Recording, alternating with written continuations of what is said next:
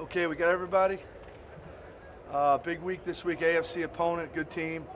They're a little bit different schematically than they've been in the past. They got some good players. Their staff's been around a long time, and they've had a great tradition of winning there at their home stadium. So it's a big challenge for us. We're looking forward to it. Any questions? What makes Cam Newton so tough to defend in the system that the Patriots have sort of revamped around him as now? They're kind of doing the things he was doing at Carolina, some of the quarterback run concepts and play actions and those type of things. He's throwing the ball really good at a high level. They do a good job of mixing the down and distances up on us. So he's a big challenge. He's a big body guy. He runs hard. He understands the plays, and he looks like he's fitting right in up there. Paul, you guys haven't given up any points in the third quarter this year so far. I know that was a point of just trying to get better in that area from last year to this year. What do you credit that to, and is that something that you can build on? I think so. I think we're a young team with a lot of new players. We're still a work in progress. We got kind of off to a little bit of a slow start the other night. We made some adjustments. We settled the guys down, and I thought they responded. So, it's all part of working together more and more. We'll get more comfortable, whether it be on the sideline making adjustments or at halftime making those adjustments. And the guys will start getting a better feel for how we do and operate things here with some of the new players that we have. So I'm looking forward to keeping that going. Well, you guys didn't get any sacks. It seemed like there's at least a little more pressure that you guys were able to put on Monday night. Were you encouraged at all by that? And what do you guys need to do in terms of improving more in that area? Well, in terms of Monday night, Drew does a good job of getting the ball out of his hand fairly quick. I thought we got some good pressure on the one interception before the half. We got to just keep digging. We got to keep digging in the rush, working on edges. Keep mixing some of the stunts and those things up. The games on third down, we got to be critical on some of the points of attack and the entries of those things that we got to make sure they're exact. But we can most certainly get better in that area. Hey, Paul, this is Vic. Our team's approaching Max Crosby differently this year, and how do you help get him going I guess, a little bit? Well, obviously he had a big year last year. Guys knew who he is. He's a fourth-round pick out of Eastern Michigan. He came in and had 10 sacks. So he's going to get attention. I told him that. When you have a year like that, you're going to show up on tape, and that's a good thing. You put it on your resume, and I don't think teams have really done much from what I've seen to chip him as much or whatever. But I'm sure he's going to get some of those things. He's just got to keep building. Don't press. It's a lot like interception, guys. If you're in the right spot, you're in the right leverage, you're in the right rush in the game plan, things will come to you if you just do your job. Paul, Levi'sRaiders.com. With how versatile Cam Newton is, are you expecting for guys like Jonathan Abram and Corey Littleton to step up and try to, get in the box and rush him? Well, when you're playing against a guy like this, it's an 11-man responsibility. So if one guy's out of whack, everything gets out of whack. So everybody's got to play their responsibilities like just about every week. This one's just a little bit different with some of the quarterback run things that they have, and some of the things they present in the run game. They do a really good job up there. Josh and Bill and those guys, I got a lot of respect for those guys for what they do. Paul, your young cornerbacks, Trayvon and Damon, are in that. What's your assessment been thus far of how they've played so far? Oh, both those guys, they're both young players and young corners in this league. But the thing about it is, when the lights come on, they keep on working. They're not scared. They'll go in there and challenge guys and play with a lot of confidence. So that's one of the things we look for in the draft, to have guys that have a lot of confidence out there, that can have some hard downs, go out there and cover their man on an island, and then play within the system of the zones and some of the things that we do. So those guys will continue to get better throughout the year. Every week's a different challenge, depending on the receivers you're facing. So we'll just keep working hard at it. Well, through 2 weeks here, is there anybody on your defense that maybe has pleasantly surprised you or maybe has stood out on film that might be a little bit of under the radar guy? No, not really. I mean, I think, some guys, a lot of guys have played some good, some bad. So, I told them it's not good enough. The Saints are a good offense, and New England's a good offense. I said we just got to play within the rules of the defense.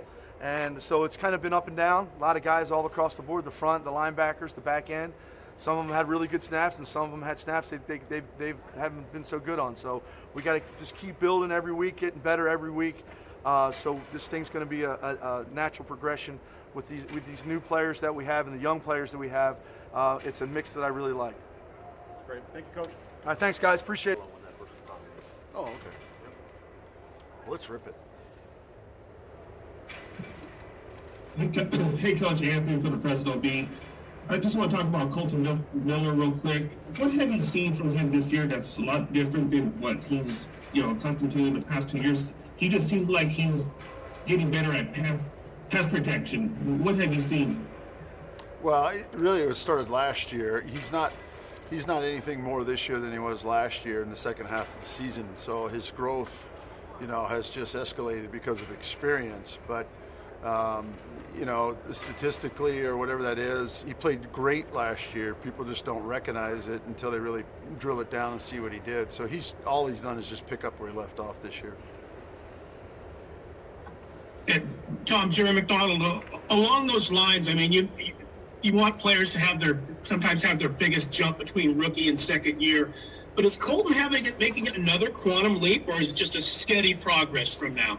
No, I think it's steady, Jerry, but I also think that the experience factor now has kind of, taken hold of this thing. Nothing's too big for him. Last week alone, I think he blocked 5 different rushers at the left tackle spot and didn't have really any issues. He got pushed one time. So when you look at it, it's really just kind of taken off from last year, because last year his technique and his belief in himself kind of, came into play. Now he thinks he's the best left tackle there is in that game at that moment, and so the confidence piece with experience has happened.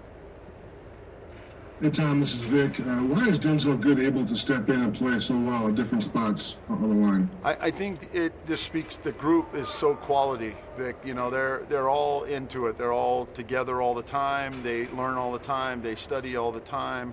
If one of them's having a struggle, the rest of them they rally around each other. And that's really been what this group's about. They're really a bunch of great men, to be honest with you, and they just happen to play the game at a pretty high level. But I think it's the character of these guys, and Denzel certainly represents that the right way. Hey, Tom, it's Tashawn Lee from The Athletic. Just when you're going through, obviously you can't predict injuries, but how do you go about training the offensive line and the guys on the line to be able to play multiple positions? This started years and years and years ago, Tashawn. My mentor, Alex Gibbs, always said, first you got to figure out your first 5, and then you got to figure out your 6th man, then your 7th man, and your 8th man. And when you pick out 6, 7, and 8 after you know who your first 5 are, all 3 of those guys have got to be able to play 2 spots. And that's really what our formula is. We just have the ability to say, this guy's our right tackle and this guy's our left guard. Okay, you other 3 guys now, when we practice, you're training at 2 spots all the time, constantly. He's plugging in over here, then he goes over here, and he's here, and then he's the snapper, now he goes out to left tackle.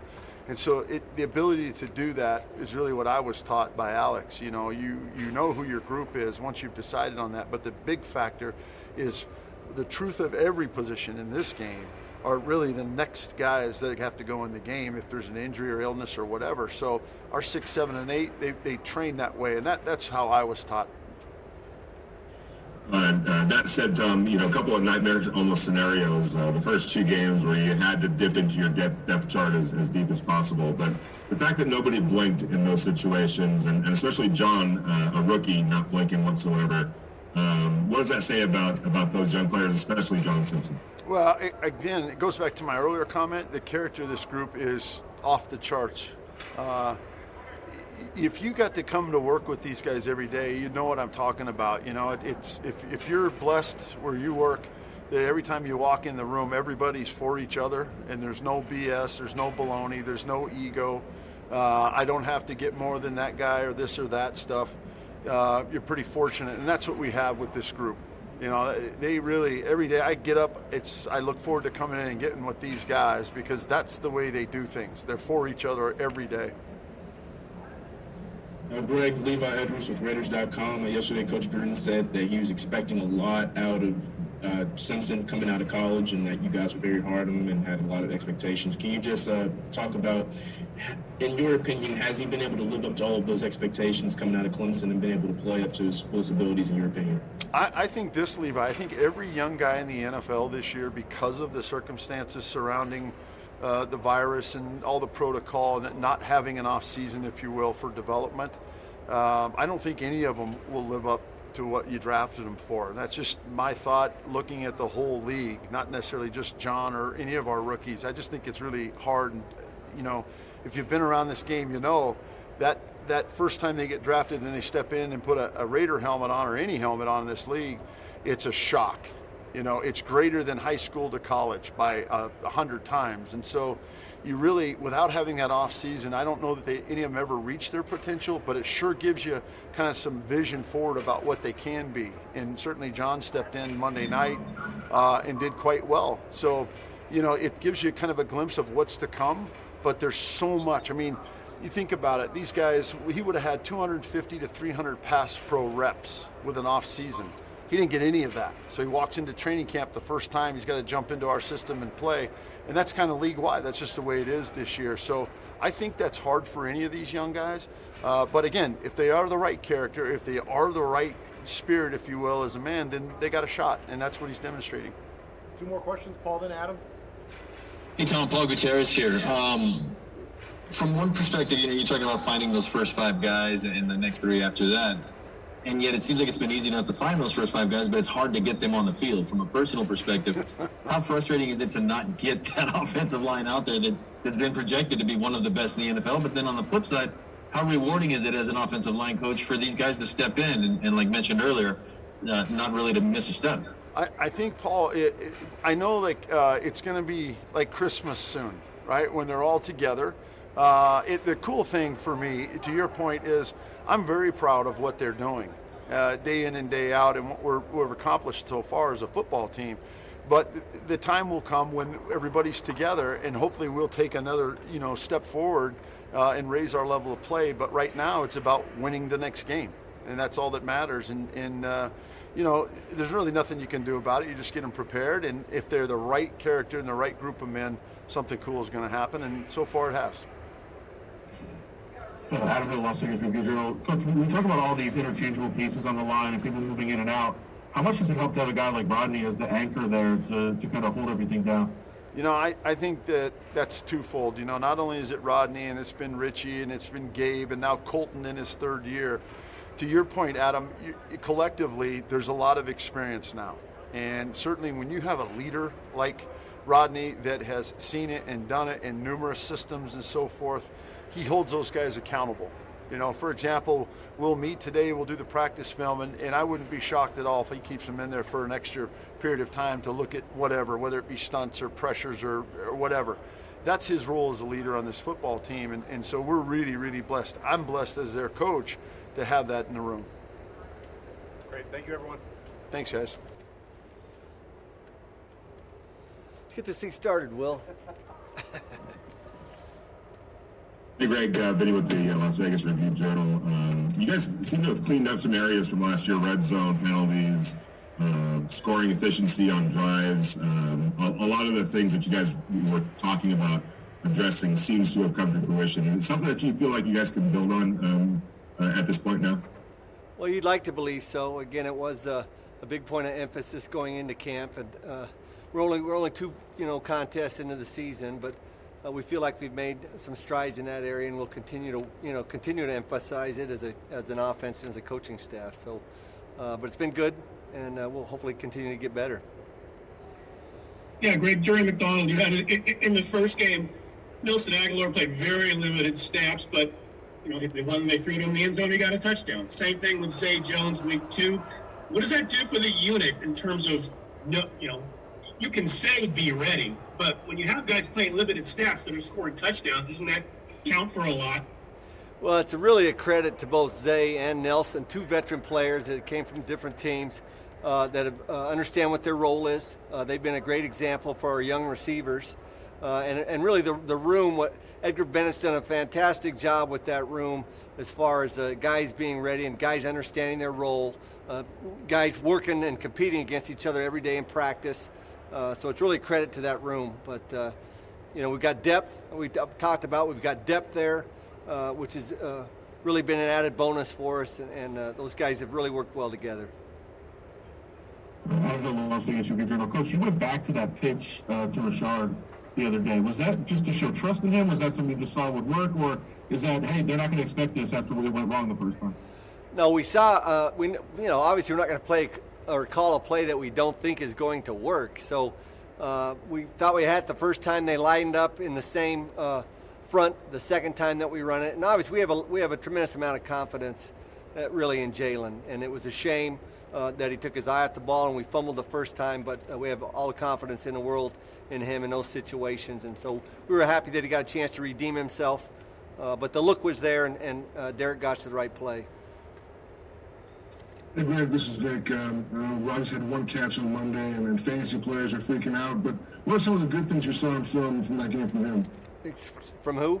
Sorry, Vic. Oh, Henry Ruggs. Oh, yeah. Again, we see the speed, and again, I think it's just a matter of time between he and Derek get a chance to hit those full speed routes together. But we're happy with where he's at. I know that there's probably frustration out there, and why is this guy not getting more explosive plays? But they'll come. And again, it's just time. Anything else, guys? All right.